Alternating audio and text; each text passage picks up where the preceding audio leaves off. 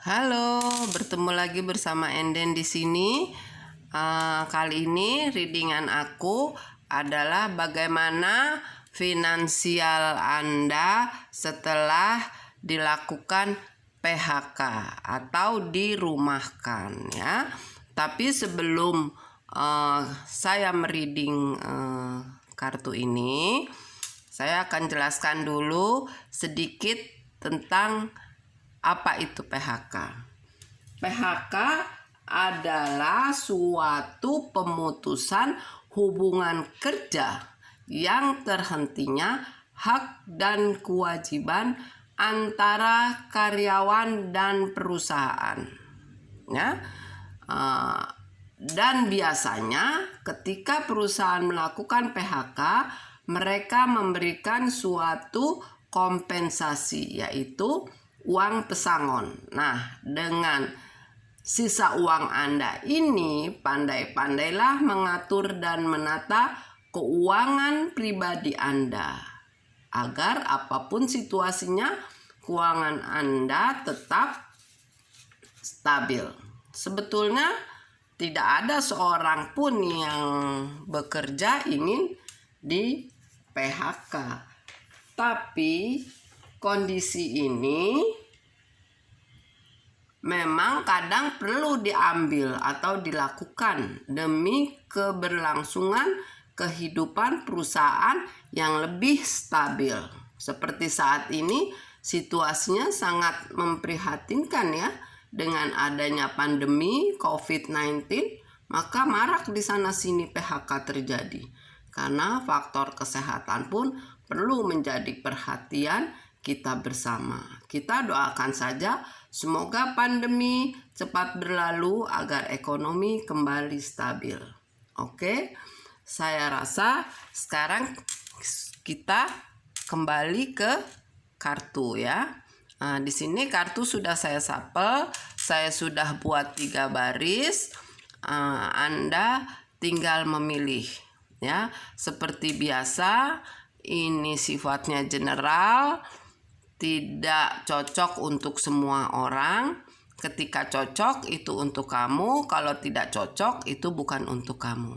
Ya, sikapi saja ini dengan bijak. Di sini ada 3 pilihan.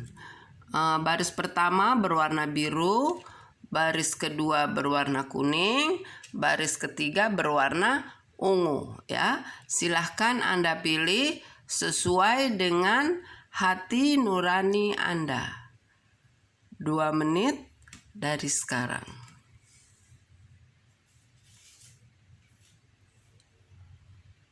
Oke, sudah ya? Nah, kalau sudah, kita bisa buka mulai dari baris pertama berwarna biru ya. Berwarna biru di sini ada death ya. Ini adalah sebuah proses perjalanan di mana Anda mulai meninggalkan masa lalu untuk menuju ke masa yang akan datang ya.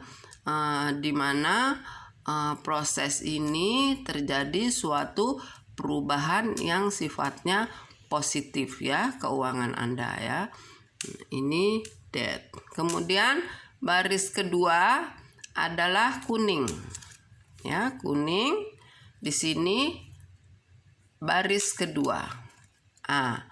Ini adalah Anda dalam situasi kesulitan keuangan. Anda mengalami penderitaan ya. Ini suatu beban buat Anda. Kemungkinan waktu Anda bekerja, Anda lupa untuk menyisihkan hasil-hasil Anda untuk ditabung. Sehingga ketika terjadi PHK, Anda merasa menderita. Anda merasa kesulitan tentang keuangan. Oke ya.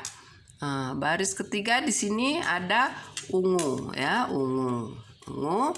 Di sini ada Ace of Pentacles.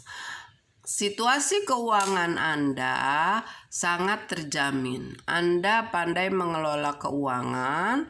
Anda bisa mengatur dan menata keuangan Anda. Kemungkinan Anda ketika dulu Anda bekerja, Anda sudah menyisihkan hasil-hasil Anda kepada suatu investasi ya, sehingga ketika terjadi PHK Anda tidak merasa bingung. Anda tinggal meneruskan mendirikan suatu usaha, tentunya dengan modal yang sudah Anda persiapkan. Oke ya, ini sudah kita baca tentang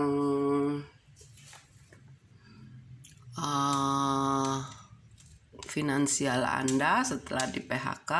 Semoga ini bermanfaat untuk Anda, hasil daripada readingan aku ya. Memang saya rasa setiap orang pasti menginginkan penghasilan yang besar, tapi tahukah kamu bahwa yang terpenting adalah Anda bisa menikmatinya. Uang banyak pun kalau tidak bisa kita menikmatinya, untuk apa? Ya, penghasilan sebanyak apapun tidak akan menjamin kesejahteraan hidup kita jika kita tidak bisa mengatur keuangan pribadi yang baik. Bahkan orang kaya sekalipun mereka akan ditimpa stres hingga frustasi jika mereka tidak mengatur keuangan pribadi dengan baik. Ini saya akan bagikan tips untuk bagaimana supaya uang Anda tetap stabil ya. Silakan Anda dengarkan dan Anda catat. 1. Catat keuangan kita yang masuk ya, berapapun uang kita yang masuk kita catat ya sebagai kontrol. 2. Buat anggaran bulanan agar kita mengetahui pemasukan dan pengeluaran. Jangan sampai lebih besar pasak daripada tiang. Misalnya penghasilan Anda 5 juta per bulan, Anda membelanjakannya 10-15 juta. Jadi bagaimana kita akan menyimpan uang atau menabung uang, bahkan kesehariannya pun kita bingung untuk menombok penghasilan yang kurang tadi. 3. Atur pengeluaran dengan bijak. Keluarkanlah uang Anda hanya untuk yang terpenting di antara yang penting. Ya, memang semuanya penting. Ya, tapi kan ada yang paling terpenting di dalam proses kehidupan. 4. Buat dana darurat, tabungan, investasi. Ini bisa tabungan berupa uang atau bisa berupa barang ya, misalnya di tanah, di emas gitu kan. Jadi itu adalah saving Anda. Ketika terjadi sesuatu, Anda sudah memiliki saving. Memiliki asuransi kesehatan jiwa. Nah, ini juga tidak kalah penting. Karena apa? Karena kita tidak tahu kondisi kesehatan kita ya. Kita kan tidak selamanya sehat. Ada juga di situasi kondisi fisik kita memburuk gitu ya. Oke, 6.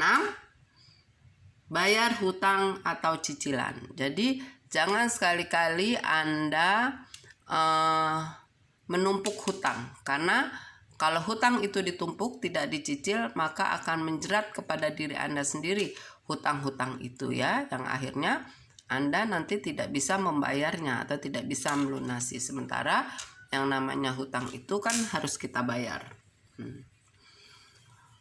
7.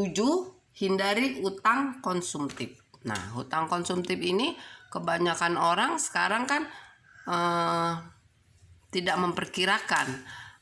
Yang penting saat ini dia mau kredit yang konsumtif, dia tidak pikirkan apakah saya nanti bisa membayar cicilan ini gitu kan. Kebanyakan orang kan sekarang mencicil mobil yang sebetulnya belum terlalu butuh untuk dia kan. Kita masih bisa menggunakan mobil online misalnya. Terus juga mengkredit barang-barang elektronik yang sebetulnya kita tidak butuh-butuh amat dengan barang itu. Kita masih bisa kerjakan secara manual. Jadi segala sesuatu diperhitungkan dulu. Bisakah saya ngambil dan bisakah saya tuh bayar. Jadi jangan hanya bisa kredit tapi nanti tidak bisa bayar yang akhirnya menyulitkan diri kita sendiri. Oke. Saya rasa mudah kan kita mengatur dan menata keuangan kita agar apapun situasinya tetap stabil keuangan kita, terpenuhi kebutuhan dasar pokok kita dalam menjalani kehidupan. Oke ya, semoga ini bermanfaat. Terima kasih, subscribe, like, dan komennya. See you.